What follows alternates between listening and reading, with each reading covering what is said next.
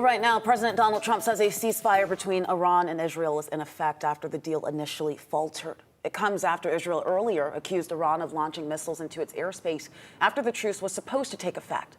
The Iranian military denying firing on Israel. Well, today, Prime Minister Benjamin Netanyahu said that Israel's war against Iran brought the country's nuclear program to ruin.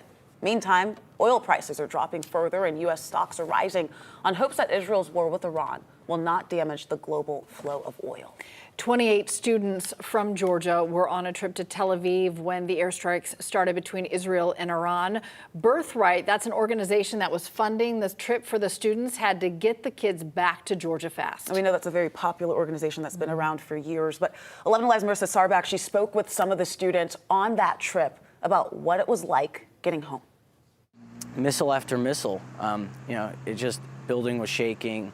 I heard glass shattering. Aaron B. is a KSU graduate who was in Tel Aviv on a volunteer trip after graduation when Israel sent missiles into Iran last week. He says they knew it was only a matter of time before Iran retaliated. Really eerie silence. It's one thing to see it in the news, but to actually see it in person, hear it, people were freaking out. As an American who has never experienced a war zone, he says it was a nerve-wracking experience. Birthright Israel, the organization funding the students' trip to their Holy Land, had to figure out a way to get all 3,000 college students safely out of Israel and back to their homes. Nobody really realized the gravity, but after 2 days of this, we weren't sure were we going to stay put. Planes were grounded in Israel, and so began Aaron's 3-day-long journey to the south of Israel, then a ship to Cyprus, next a flight to Rome, a connection in New York, and finally a flight landing at 1 o'clock in the morning on Monday in Atlanta. I'm really lucky because a lot of the people I know are still waiting for flights. And people who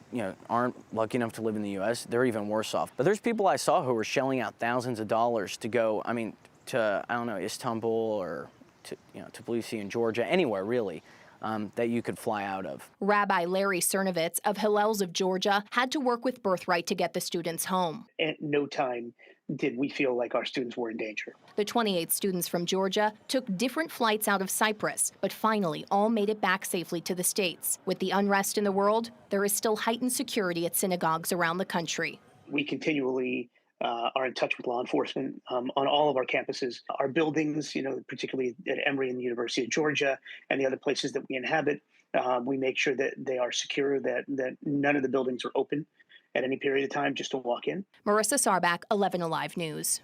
Our thanks to Marissa for that report. We do know that the Jewish Federation of Greater Atlanta released a statement that reads in part, increased police and security patrols are implemented when deemed necessary and have often been initiated by the law enforcement agencies themselves. Coming up here on 11 Alive News at 4:30, we are taking a closer look at this fragile ceasefire and what comes next.